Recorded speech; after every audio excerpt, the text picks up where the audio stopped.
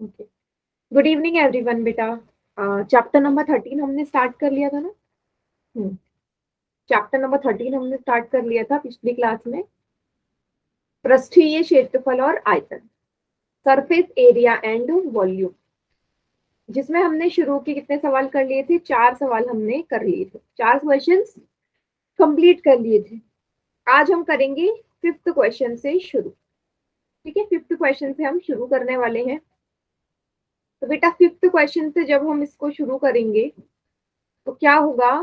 सबसे पहले मैं आपको बता देती हूँ कि इसमें कौन कौन से जो फॉर्मूलेज थे वो हम यूज करने वाले हैं। तो 2 तरह की आकृतियां इस एक्सरसाइज में हमने देखी थी, घनाभ और घन, क्यूबॉइड एंड क्यूब। 2 तरह की आकृतियां थी, क्यूबॉइड एंड क्यूब।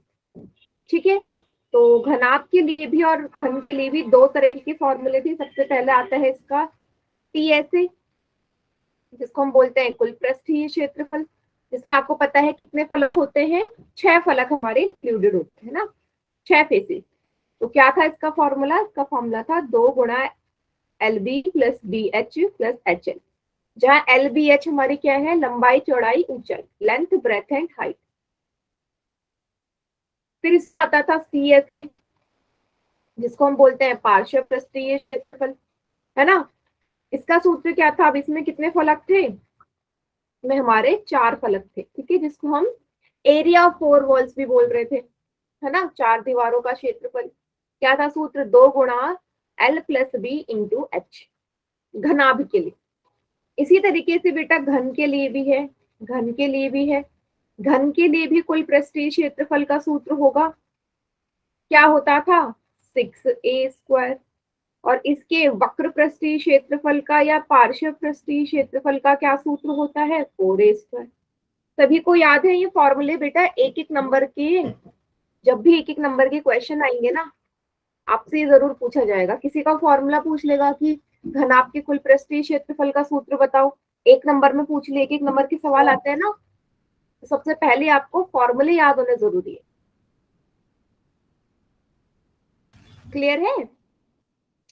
क्योंकि अगर फॉर्मूले याद नहीं, एक नंबर आपके हाथ से चला जाएगा। ठीक है, हाँ। चलिए बेटा, फिर आज करते हैं 5वां सवाल। देखो 5वां सवाल ना आप ही करोगे, आपके लिए होमवर्क है ये, पहली कर बता रही हूँ क्योंकि ये बहुत इजी सवाल है। 5वां सवाल बहुत इजी क्वेश्चन है, इसलिए आप लोग इसे होमवर्क में करके लाएंगे। मैं आपको इसको समझा देती हूँ कि क्या बोला है। इसने बोला है, इसने बोला है एक डब्बा है, घनाकार डब्बा, है ना। एक क्यूबिकल बॉक्स है, क्यूब की शेप में। ये था घनाकार डब्बा। बेटा इसका किनारा आपको दिया है, इसका किनारा आपको दिया है ठीक है। तो आपको पता है कि घन के सभी इवनिंग जो मैम। किनारे होते हैं वो बराबर होते हैं। गुड इवनिंग बेटा। घन के सभी किनारे बराबर होते हैं ना। हाँ, तो एक घनाकार डब्बा है, किनारा दे दिया। और एक बोला है एक अन्य घनाभाकार डब्बा है, क्यूबॉइडल बॉक्स है। एक क्यूबिकल बॉक्स है तो दूसरा क्यूबॉइडल है, घनाकार और घनाभाकार। इस घनाभाकार डब्बे की लंबाई है 12.5, चौड़ाई कितनी देर की है? 10 सेंटीमीटर, ऊंचाई कितनी है? 8 सेंटीमीटर।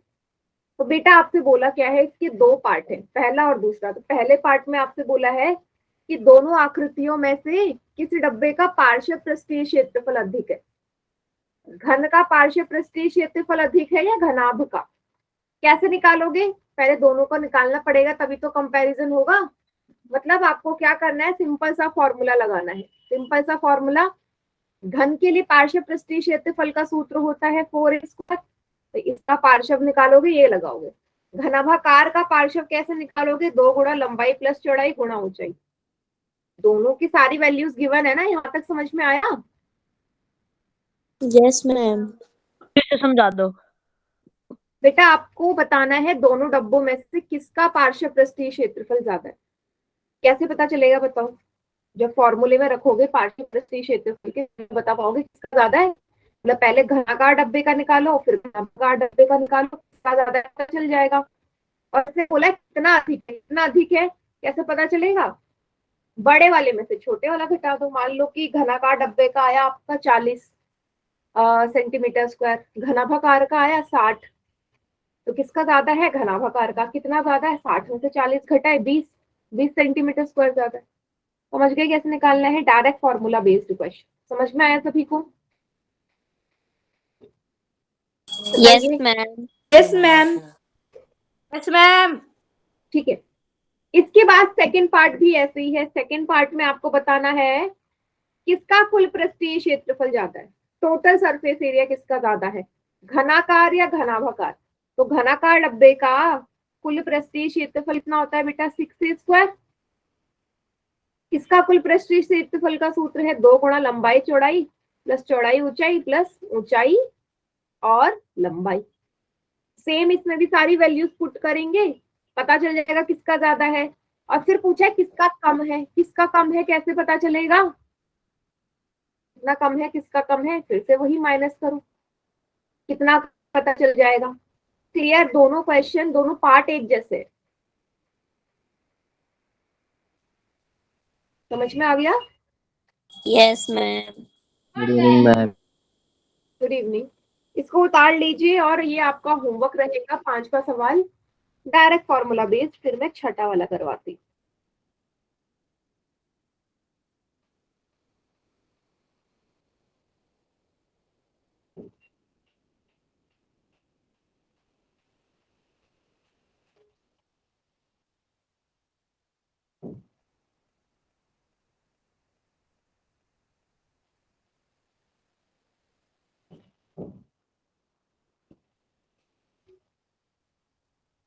ठीक है, जब नोट डाउन हो जाए सभी बच्चे बता देना, फिर मैं छठा वाला सवाल जो है वो आपको एक्सप्लेन करूंगी कैसे करना है।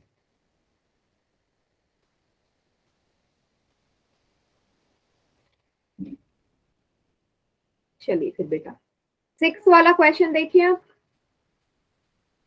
छठा सवाल क्या बोला गया है आपसे? बेटा आपसे बोला गया है कि एक छोटा पौधा घर है, ग्रीन हाउस घर। कभी आपने देखा है पौधा घर जो शीशे का बना होता है? कहीं ना कहीं तो देखा ही होगा। देखा है सभी ने पौधा हाँ घर? मैम। अच्छा, कभी रास्ते में नहीं देखा? ग्रीन हाउस घर कहते हैं इसको, शीशे का बना होता है, ट्रांसपेरेंट, है ना? Yes ma'am. हाँ देखा होगा। ठीक है, तो आपसे बोला एक छोटा पौधा घर है, ठीक है, जो शीशे से मिलके बना है। ठीक है, देखो यह पौधा घर की लंबाई चौड़ाई और ऊंचाई दे रखी है। बताओ ये पौधा घर की शेप का होगा? बताइए। घनाभ घनाभ के आकार का। घनाभ या क्यूबॉइडल होगा ना? यस, क्योंकि लंबाई चौड़ाई ऊंचाई तीनों दे रखी है आपको। वेरी गुड बेटा। तो मतलब मुझे क्या बनाना है? घनाभ, क्योंकि ये शीशा घर एक घनाभाकार आकृति का है। चलिए बना देते हैं। ठीक है, अब बेटा इसकी लंबाई चौड़ाई ऊंचाई तीनों आपको गिवन है, तीनों को क्या कर दीजिए? मेंशन कर दीजिए, लंबाई चौड़ाई और ऊंचाई। देखिएगा कैसे आकृति बनेगी। ये बन गया घनाभ। ठीक है, घनाभ मतलब ये आपका वो पौधा घर है। लेंथ है इस पौधे घर की 30 सेंटीमीटर। ठीक है, ब्रेथ कितनी है, चौड़ाई कितनी है? 25 सेंटीमीटर। और इस पौधे घर की ऊंचाई भी कितनी है? 25 सेंटीमीटर। आगे क्या बोला है आपको? इसमें 2 पार्ट है आपके, 2 पार्ट है। पहला पार्ट क्या कहता है? इसमें प्रयुक्त शीशे की पट्टियों का क्षेत्रफल क्या है। मीन्स आपको पता है बेटा 6 शीशे की पट्टियां लगी होंगी ना, 6 शीशे की पट्टियां को जब जोड़ा तभी तो ये घनाभ बना ना। बना या नहीं? आपको बताया था मैंने कि घनाभ कैसे बनता है? 6 आयताकार आकृतियों को जोड़ के, 6 रेक्टेंगुलर शेप के फिगर्स को जब जोड़ोगे तभी आपका घनाभाकार या क्यूबॉइडल शेप बनती है। तो इसने ये बोला है कि शीशे की पट्टियां जो यूज हुई है इसको बनाने में, उसका क्षेत्रफल क्या है। ठीक है, चलिए एक चीज मैं आपको बता दूं, जो ग्रीन हाउस घर होता है ना बेटा, वो बंद होता है जगह से, पूरी जगह से बंद होता है। ठीक है, पूरा बंद होता है। इसका मतलब इस घनाभाकार डब्बे का क्या निकालोगे? देखो हर जगह से, हर फलक से ये पूरी तरीके से बंद है, पूरी तरीके से बंद है। क्या निकालोगे बेटा? कुल पृष्ठीय क्षेत्रफल या वक्र पृष्ठीय क्षेत्रफल बताइए। मैम कुल पृष्ठीय क्षेत्रफल। एकदम करेक्ट, वेरी गुड। कुल ही तो निकलेगा क्योंकि हर जगह बंद है। टोटल सरफेस एरिया टी ऐसे निकालो। क्या फॉर्मूला होता है? 2 गुणा लंबाई चौड़ाई प्लस चौड़ाई ऊंचाई प्लस ऊंचाई लंबाई। ये सभी को क्लियर है? ये वाला फॉर्मूला क्यों लगा? सभी को समझ में आया? क्योंकि हर जगह से बंद है और आपको पता है जो आकृति की सारी जगह से बंद हो मीन्स उसके सभी फलक बंद है, सभी यूज होंगे। ठीक है, तो सारी वैल्यूज हम पुट कर देते हैं। लंबाई चौड़ाई ऊंचाई तीनों ही आपको दी गई है। 2 गुणा लंबाई है 30, चौड़ाई है 25, चौड़ाई है 25, ऊंचाई भी 25, ऊंचाई 25, लंबाई 30। देखो 30 को 25 से गुणा करेंगे क्या आएगा? 5 3 जा 15, 2 तिया 6, कितना आया बेटा? ये 750। कितना आया? 30 गुणा 25 750। अब आपको पता है इतना तो 25 गुणा 25 625 होता है। वर्ग याद हो गए? 625 का तो याद होगा। 25 को 25 से गुणा करोगे 625, से 25 को 30 से गुणा करोगे 750। अब क्या करना है? तीनों को जोड़ दो। 750 प्लस 625 प्लस 750, 10 12 14 15, कितना आया? 16 17 18 19 20 21, 2125 आया सबको दो। अब इसको 2 से गुणा कर दो। किसको? 2125 को। 2125 को 2 से गुणा कर दो। 2 पंजे 10, 2 दूनी 4 5, 2 दूनी 2 एकम 2, 2 दूनी 4। कितना है बेटा? कुल पट्टियों का क्षेत्रफल 4250 वर्ग सेंटीमीटर। सॉल्व करके क्लियर हुआ सभी को इतना? Yes ma'am. फिर से समझा दो। क्या समझाऊं बेटा? मैंने सारी वैल्यूज पुट करी हैं। आपको ये समझ में आ गया फॉर्मूला क्यों लगा? बाकी तो आगे आप सॉल्व भी करोगे। इसमें मैं मल्टीप्लाई भी करके दिखा दी मैंने। आगे क्या कराऊं बताओ? मैंने कुल पृष्ठीय क्षेत्रफल का फॉर्मूला लगाया। 2 गुणा लंबाई चौड़ाई, चौड़ाई ऊंचाई, ऊंचाई लंबाई। सारी वैल्यूज पुट करी। 2 की जगह 2, लंबाई चौड़ाई ऊंचाई सबकी वैल्यू पुट करी, सॉल्व किया, यही आ गया। बताओ, कैलकुलेशन है सिर्फ बेटा। ये पूरा चैप्टर कैलकुलेशन पे बेस्ड है। कैलकुलेशन नहीं होगी कुछ नहीं कर पाओगे। मैम आ गया। ठीक है, कैलकुलेशन बेस्ड है, सिर्फ फॉर्मूले में वैल्यूज रखनी है। ठीक है, हाँ चलिए, पहला पार्ट हो गया मेरा। अब दूसरे पार्ट में क्या बोला है? दूसरे में बोला है कि देखो 12 किनारों के लिए कितने टेप की आवश्यकता है। मीन्स बेटा जब आपने सभी शीशे की पट्टियों को जोड़ा होगा, इसने बोला उसने टेप का इस्तेमाल किया है। क्या करने के लिए? सभी 6 के 6 फलकों को जोड़ने के लिए टेप का इस्तेमाल किया है। तो आपको बताना है कि जोड़ने के लिए कितने टेप की रिक्वायरमेंट होगी, आवश्यकता कितने टेपों की होगी। समझे कैसे पता चलेगा? पहले मेरे को ये तो पता चल जाए कौन कौन से जुड़े हैं, जरा देखना। पहले देखो बेटा, लंबाई वाले किनारे देख लो। 1 2 3 4। 4 कितने कौन से किनारे हैं? लंबाई वाले। मतलब ये 4L होगा ना। 4L मतलब क्या है? ये 4 लंबाई वाले किनारों को जोड़ोगे, हाँ या ना? लंबाई तो है, मैम ठीक है। इसी तरीके से 4 आपके कौन से होंगे बेटा? चौड़ाई वाले। 1 2 3 4। इन 4 कोनों को भी जोड़ना है, 4 चौड़ाई वाले। ठीक है, इसी तरीके से 4 ऊंचाई वाले भी होंगे। 1 2 3 4। ठीक है, सभी को फॉर्मूला समझ में आया? इस आकृति की 4 लंबाई है, 4 चौड़ाई है, 4 ऊंचाई है। तो इन सभी को जोड़ोगे तभी आकृति बनेगी। और लंबाई चौड़ाई ऊंचाई तीनों का जो मान है वो आपको दिया गया है। लंबाई चौड़ाई ऊंचाई तीनों की वैल्यूज आपको गिवन है ऑलरेडी। 4 यहाँ से कॉमन आ जाएगा, अंदर क्या बचेगा? लंबाई प्लस चौड़ाई प्लस ऊंचाई, तीनों की वैल्यू पुट कर दो। लंबाई कितनी है इसकी? 30, चौड़ाई 25 और ऊंचाई भी 25। 25 और 25 कितने होते हैं? 50। 30 और 50 कितने हो गए? 80। और 80 को 4 से गुणा करो, कितना है बेटा? 320। तो 320 सेंटीमीटर की टेप चाहिए होगी इस आकृति को जोड़ने के लिए। सभी को क्लियर है? Yes ma'am. किसी को कोई डाउट वगैरह कुछ तो पूछिए। नो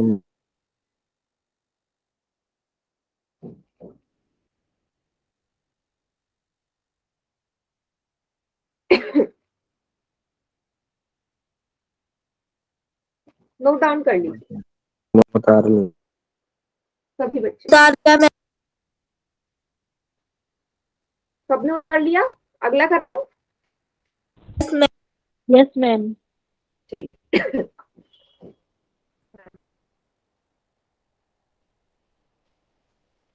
चलिए बेटा, नेक्स्ट क्वेश्चन है क्वेश्चन नंबर 7,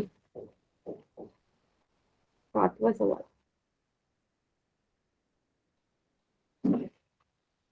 बहुत इस एक्सरसाइज का सबसे बड़ा सवाल है 7वां। देखिएगा क्या बोल रहा है।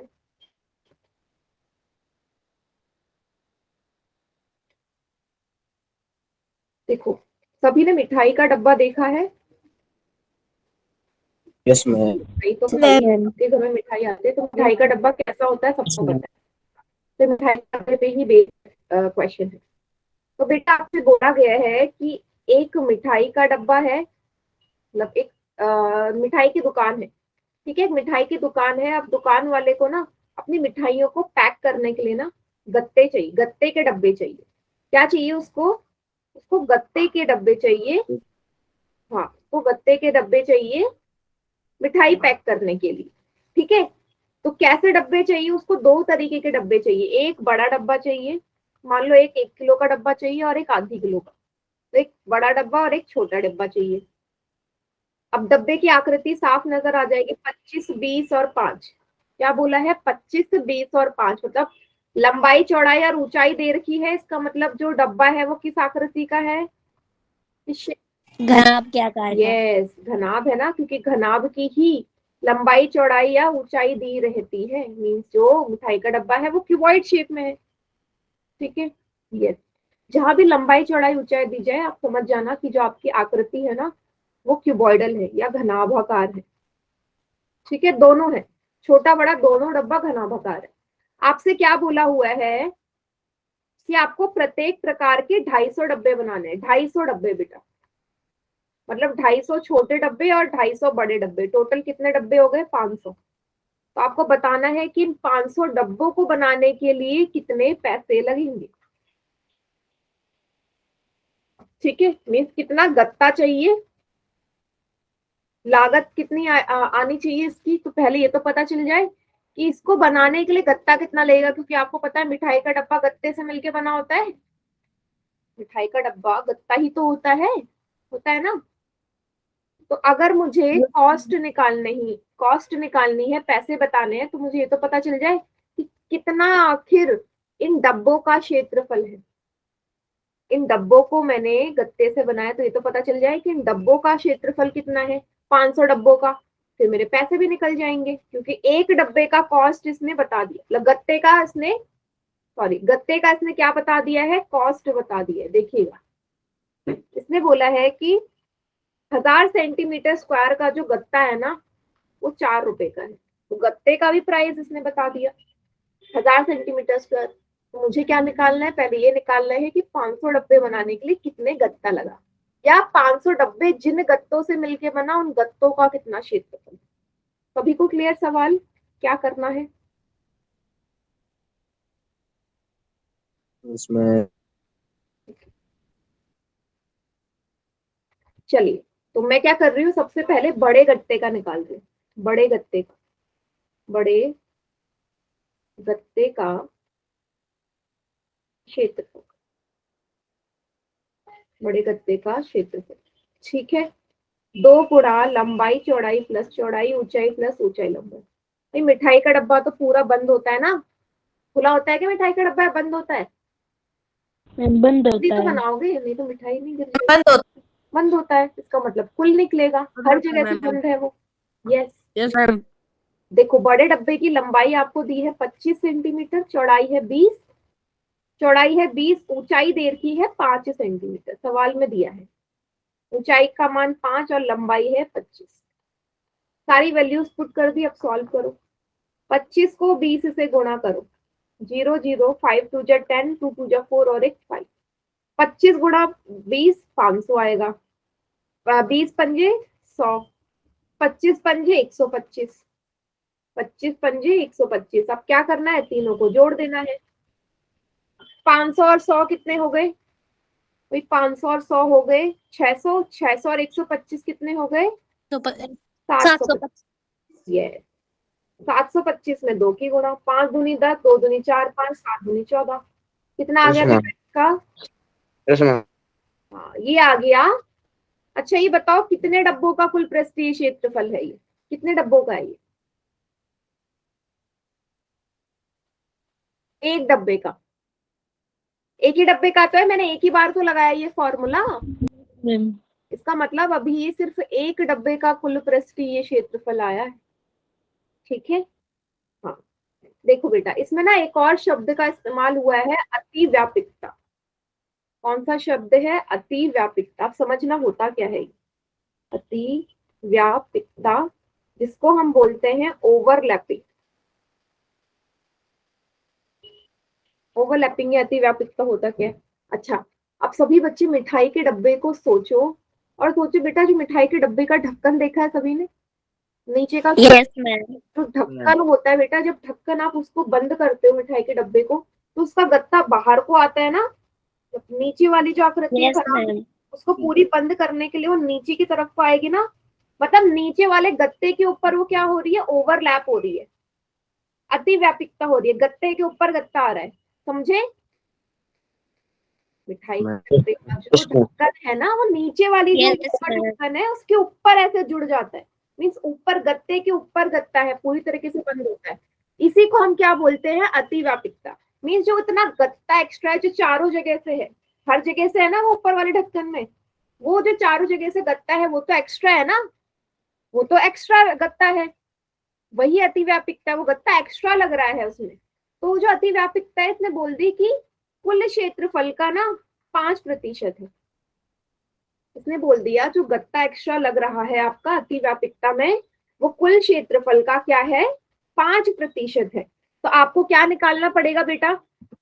जितना कुल पृष्ठीय क्षेत्रफल है उसका 5% निकालना पड़ेगा, क्योंकि अतिव्यापिकता तो उसमें जुड़ेगी, तभी तो पूरा गत्ता यूज होगा, पूरे गत्ते का क्षेत्रफल आएगा। अभी पूरे गत्ते का नहीं आया, ये आया सिर्फ घनाभ का। मेरे को निकालना है किसका क्षेत्रफल? मिठाई के डब्बे का। मुझे घनाभ का नहीं, मुझे मिठाई के डब्बे का निकालना है। अब मिठाई के डब्बे में तो ओवरलैपिंग हो रही है, अतिव्यापिकता हो रही है, एक्स्ट्रा गत्ता लग रहा है। तो मुझे क्या करना है, इसने बोल दिया जितना भी कुल पृष्ठीय क्षेत्रफल आएगा ना, उसका 5% है हमारा ओवरलैपिंग। तो कुल पृष्ठीय का 5% निकाल दूं। 0 से 0 कटा, 5 एकम 5, 5 दूनी 10, 145/2, 2 सत्ते 14, 2 दूनी 4। कितना आया बेटा? 72.5 सेंटीमीटर क्या है इसमें? गत्ता जो है एक्स्ट्रा लग रहा है। अब मेरा कुल पृष्ठीय क्षेत्रफल आएगा गत्ते का, टीएसए, एक गत्ते का। 1450 में जितनी अतिव्यापिकता है उतना गत्ता जोड़ दो, 1522.5 सेंटीमीटर। ये चीज सभी को समझ में आई? Yes ma'am. मैम सभी बच्चे बताएंगे, 2-4 बच्चे ने सभी बताओ। Yes ma'am. Ma'am yes ma'am. अतिव्याप्तिकता क्या होती है? मैम। क्या नितिन बेटा? अतिव्याप्तिकता क्या होती है? अतिव्यापिकता वही होती है, मिठाई का डब्बा है घर पे रखा हुआ, अभी रखा है कोई मिठाई का डब्बा? No ma'am. एक मिनट में आपको अतिव्यापिकता क्या होती है वो यस दिखाई मैम। देती है, अभी रुको।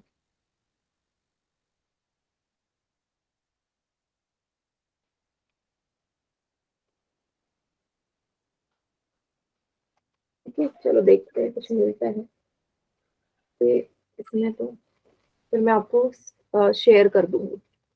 चलिए ठीक है, मैं स्क्रीन शेयर कर रही हूँ। अब मैं आपको समझाती हूँ अतिव्यापिकता क्या होती है, जरा ध्यान से देखना, ठीक है बेटा?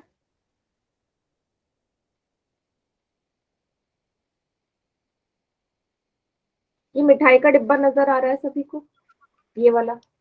Yes, ma'am. Yes, ma'am. ये है अतिव्यापकता। ये किनारे किनारे जो है ना, ये वाला जो एक्स्ट्रा गत्ता है, ये है अतिव्यापकता। समझे? ये भाई एक्स्ट्रा ही तो है। अगर आप सिंपल क्यूबॉइड होते तो इसमें अतिव्यापकता वाला हिस्सा होता ही नहीं। ये है जो किनारा नजर आ रहा है ऊपर नीचे हर जगह, ये अतिव्यापकता है। सभी को क्लियर हो गई? Yes, ma'am. Yes, ma'am. हाँ, आप कंफ्यूज मत होना। तो ये जो अतिव्यापकता है, ये कुल क्षेत्रफल का 5% है। इसलिए ये हमारे किसमें जुड़ेगा? इसलिए मैंने बोला कि ये चीज हमारे कुल क्षेत्रफल में Screen. जुड़ेगी। अब सभी को समझ में आया? कोई कंफ्यूजन किसी को? No, ma'am. ma'am. No, No, ma'am. समझ में आया? ठीक है। अभी तो बेटा ये एक डब्बे का आया, आप कितने डब्बों का निकालना है? 250 डब्बे है ना बड़े वाले। 250 डब्बों का क्षेत्रफल कितना होगा? एक डब्बे का आ गया तो इसको किससे गुणा कर दो? 250 से, क्योंकि सारे बड़े डब्बे का जो क्षेत्रफल है वो सेम होगा ना। जो एक डब्बे का क्षेत्रफल है वही तो 250 डब्बों का क्षेत्रफल होगा। तो इसको किससे गुणा कर दो? 250 से। कितना आ जाएगा? 380,625 वर्ग सेंटीमीटर। आप इसको मल्टीप्लाई खुद से करेंगे। हाँ बोलो विकास। तो जान सकते हैं हाँ एकेडमी में वो पेपर देने 8 बजे। हाँ, इतना 8 बजे। क्लियर है सभी को? Yes, ma'am. ये मैंने निकाल दिया 250 डब्बों। Good, Yes, ma'am. Yes, ma'am. अच्छी बात है। अब बेटा इसी तरीके से मैं क्या कर रही हूँ, ऐसे ही हमारा छोटा डब्बा भी है। इसी तरीके से एक छोटा डब्बा भी है ना मिठाई का। अब मैं निकाल देती हूँ छोटे डब्बे का क्षेत्रफल। छोटे डब्बे का क्षेत्रफल। अब छोटा डिब्बा भी आकृति का है घनाभ की। कुल पृष्ठीय क्षेत्रफल निकलेगा इसलिए। लंबाई कितनी है बेटा? 15। चौड़ाई है 12। 12 गुणा 5, 5 गुणा 15। 15 को 12 से गुणा करोगे क्या आएगा? 5 दूनी 10, 1 2 एकम 2 3, 1 पंजे 5, 1 एकम 1, 180। 12 पंजे 60, 15 पंजे 75। ठीक है। अब क्या कर दीजिए, फिर से वही प्रोसीजर जो 8 9 10 11 12 13 14 15 16 17 18 19 20 21। 2 हासिल। कितना आया बेटा? ये 315। 2 गुणा 315। अब 315 को 2 से गुणा कर दो। 2 पंजे 10, 1 हासिल 2 3, 3 दूनी 6। कितना आया छोटे डब्बे का? एक डब्बे का क्षेत्रफल कितना आया? 360 वर्ग सेंटीमीटर। ठीक है।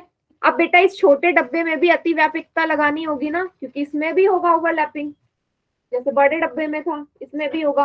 अब ये भी क्या है? 5% निकालना है। ठीक है। छोटे डब्बे की भी अतिव्यापकता निकालो। क्या है? अतिव्यापकता ओवरलैपिंग कितनी है इसकी? कुल क्षेत्रफल जो 630 है उसका 5% कितना हो जाएगा? 0 से 0 कटा, 5 एकम 5, 5 दूनी 10, 63/2। 2 से भाग किया ये आया 2 तिया 6, 2 एकम 2, 2 पंजे 10, 31.5। तो कुल क्षेत्रफल अब कितना आ गया डब्बे का? अब आया आपके पूरे डब्बे का क्षेत्रफल। 630 में 31.5 जोड़ोगे कितना आएगा बेटा? 661.5 सेंटीमीटर। क्लियर है आप सभी को? Yes, ma'am. एक्सरसाइज का Yes, सबसे ma'am. Yes, ma'am. Yes. Question भी इसकी थोड़ी सी ऐसी होगी तो समझना तो पड़ेगा ना बेटा। 5 नंबर में आ गया सवाल, फिर क्या करोगे?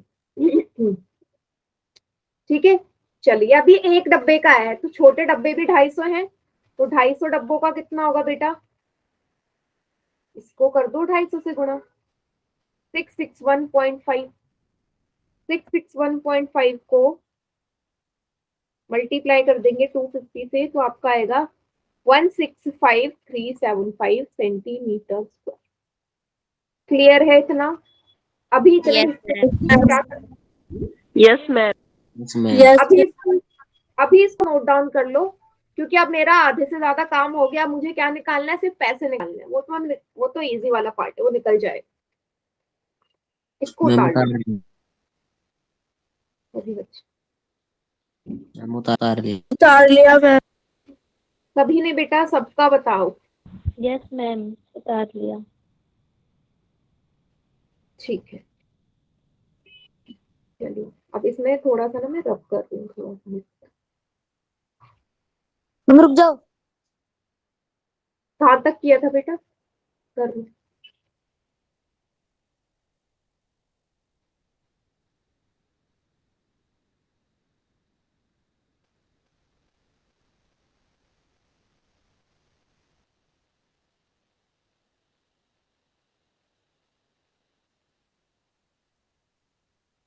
मैं लास्ट में क्या है?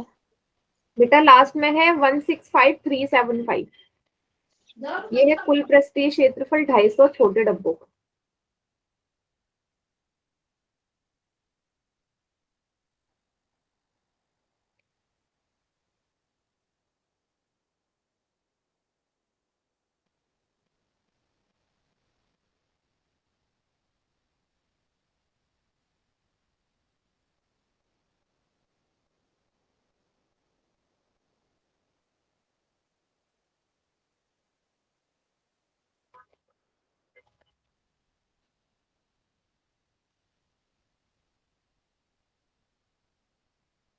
हो गया नितिन?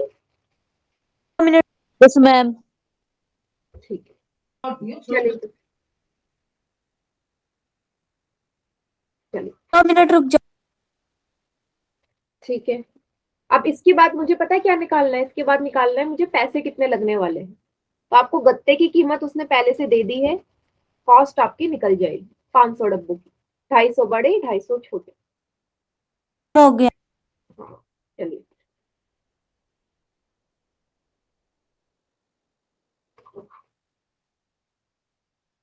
चलिए बेटा, अब मैं निकाल रही हूँ वेयर मीन्स कॉस्ट। ठीक है, सबसे पहले मैं निकाल रही हूँ बड़े डब्बे का। 250 बड़े डब्बे का, डब्बों का। ठीक है, ठीक है, बिग बॉक्सेस का। तो बेटा टोटल सरफेस एरिया कितना आया था बड़े वाले डब्बे का, कोई बताएगा मुझे? 250 डब्बों का कितना आएगा, कोई वैल्यू बताओ। कितनी थी? 380। बताइए, माइक ऑन करके बताओ कोई। 380,625 सेंटीमीटर स्क्वायर। ठीक, तो बेटा इतना हमारा 250 डब्बों का क्षेत्रफल आया था।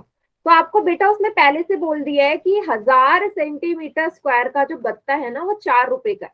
1000 सेंटीमीटर स्क्वायर का गत्ता 4 रुपए का है। तो इतने सेंटीमीटर स्क्वायर का गत्ता कितने रुपए का होगा? इसको किससे गुणा कर दो? 4 से, और डिवाइड में कितना आ जाएगा? ये 1000 नीचे, ये जाता है ऊपर, और ये वाला हिस्सा जो ऊपर होता है ये आता है नीचे।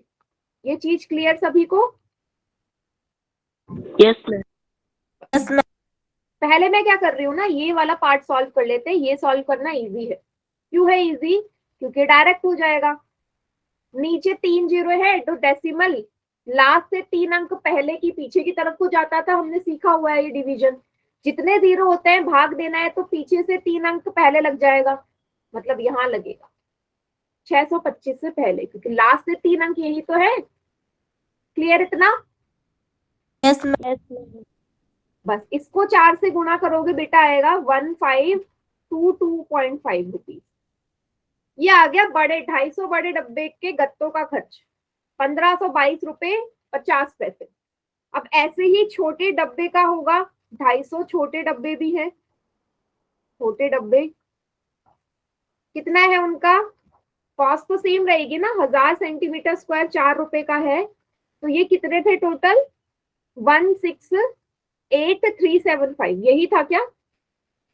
Yes ma'am. Yes ma'am. Sorry 165375 था बेटा, 165375। कितने का होगा? इसको भी 4 से गुणा कर दोगे, सेम इसी की तरह। 165 375 डिवाइड बाई 1000। सेम इसमें भी यही प्रोसीजर, पहले इसको डिवाइड कर लो और फिर 4 से गुणा कर लो। 165.375 आएगा, क्योंकि लास्ट से 3 अंक पहले लग जाएगा, लास्ट से 3 अंक पहले क्या आएगा, 661.50 रुपए। अब कुल व्यय पूछा है ना, कुल व्यय कितना होगा, टोटल कॉस्ट कितना होगा, दोनों तरीके के डब्बों के कॉस्ट को क्या कर दो, जोड़ दो, प्लस 661.5। छोटे डब्बे का जितना है कॉस्ट, तभी तो कुल का आएगा, उसमें जोड़ दो बड़े डब्बे का कॉस्ट 661.5। 5 5 10, 2 3 4, 6 2 8, 6 5 11, 1 5 कितना आ गया बेटा, ये 2184 रुपए आएगा। दोनों डब्बों का कॉस्ट 2184 रुपए। जी ठीक है, देख लीजिए पूरी कैलकुलेशन बेस्ड है, जिसकी कैलकुलेशन सही होगी वो क्वेश्चन सही करेगा।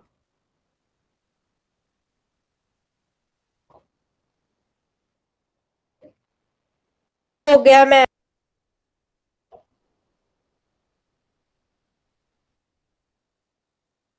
सभी बच्चे नोट डाउन कर लो ये वाला पार्ट।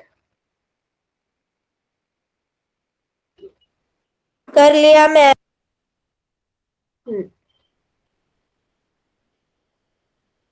कर दो बेटा रब, फिर लास्ट कर लिया। Yes ma'am. लास्ट, हाँ लास्ट ma'am. सवाल देखते हैं अब इसको, लास्ट क्वेश्चन। लास्ट वाला क्वेश्चन बहुत इजी है, देखना जरा।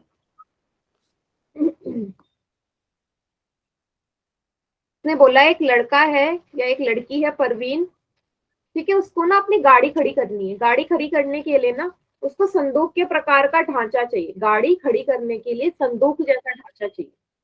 तो देखिएगा कैसी आकृति होगी ये, देखेगा। तो मान लीजिए ये गाड़ी है, ठीक है, ये गाड़ी है जिसको उसने ढकना है। इस गाड़ी को क्या करना है बेटा, उसने ढकना है। कैसे, संदूक जैसी आकृति से। अब संदूक की आकृति जैसी के प्रकार का ढांचा जो बना होगा बेटा तिरपाल से मिलके, ऐसा संदूक जैसी आकृति है जो तिरपाल की सहायता से बने। तो तिरपाल की लंबाई चौड़ाई और ऊंचाई दे दी बेटा। अगर तिरपाल की लंबाई चौड़ाई ऊंचाई दे दी तो बताओ संदूक कैसा है, किस आकार का है, फिर घनाभ के आकार का। घनाभ के आकार, जनाब के आकार, ठीक है। मान लीजिए कुछ इस तरीके की आकृति है, घनाभ के आकार, ठीक है। इस तरीके की आकृति है जो उसने बनानी है, ठीक है, इसको ढकने के लिए। तो आपको बताना है कि इस ढांचे को बनाने के लिए कितने तिरपाल की आवश्यकता होगी। ढांचे को बनाने के लिए तिरपाल की आवश्यकता, उसने बोला है कि ऊपर से तो ढका हुआ है लेकिन नीचे से क्या है, खुला हुआ है। जो नीचे वाला हिस्सा है ये क्या है, ओपन है, खुला हुआ है। अब मुझे बताओ, तो इस ढांचे के कितने पृष्ठ होंगे, कितने फलक होंगे, 5। 5 होंगे ना। सिर्फ नीचे से खुला है, आपकी क्यूबॉइडल आकृति है, तो 5 फेसेस होंगे ना। एक ऊपर का छत वाला ढका ही होगा, छत वाला हिस्सा ढका होगा और चारों तरफ से ढका होगा। नीचे से नहीं है, तिरपाल का इस्तेमाल किया तो टोटल 5 हो गई। सभी को ये चीज समझ में आई, यस मैम। ठीक है। तो 5 का क्षेत्रफल लगाना है आपको, कुल पृष्ठीय क्षेत्रफल बताना है, कितने तिरपाल की आवश्यकता है, मतलब क्षेत्रफल निकालना है। कुल पृष्ठीय, या आप ऐसे लिख सकते हो, तिरपाल का क्षेत्रफल, तिरपाल का क्षेत्रफल, ठीक है। 4 दीवारों का सूत्र क्या होता है, 2 गुना लंबाई प्लस चौड़ाई गुना ऊंचाई। तो 4 दीवारें मतलब पार्श्व। अब बेटा ऊपर जो है ये छत वाला जो है ये आपकी किस आकृति का होगा, एक आयताकार रेक्टेंगुलर आकृति होगी, तो लंबाई गुणा चौड़ाई ले दूं, जैसे हमने पहले और दूसरे सवाल में लिया था। वेरी गुड, क्लियर है, वेरी गुड कुलदीप के नाम से बच्चा है। ठीक है, बस हो गया क्वेश्चन सॉल्व। सारी चीजें आपको दे रखी है। लंबाई का मान है बेटा 4 मीटर, चौड़ाई है 3 मीटर, ऊंचाई है 2.5 मीटर। लंबाई है 4 मीटर और ऊंचाई है, चौड़ाई है 3 मीटर। 4 और 3 कितने होते हैं? 7। 4 और 3 7 गुणा 2.5। 4 और 3 कितने हो गए? 4 को 3 से गुणा किया 12, 2 सत्ते 14 गुणा 2.5 प्लस 12। 2.5 को 14 से कर दीजिए मल्टीप्लाई, 5 4 जा 20, 2 हासिल, 4 2 जा 8 9 10, 1 5 जा 5, 1 2 जा 2, कितना आया? 35 प्लस 12। 35 में 12 जोड़ो, कितना आया बेटा? 47 वर्ग मीटर। इतना चाहिए मुझे तुरपाल, तब जाके एक गाड़ी को ढकने का जो संदूक है वो तैयार होगा। क्लियर सभी को? Yes ma'am. मैम। चलिए फिर नोट डाउन कर लो।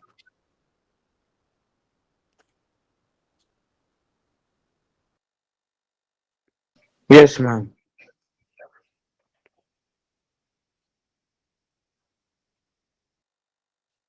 हो गया हो गया? हो गया ma'am. Very good, very good. रुको,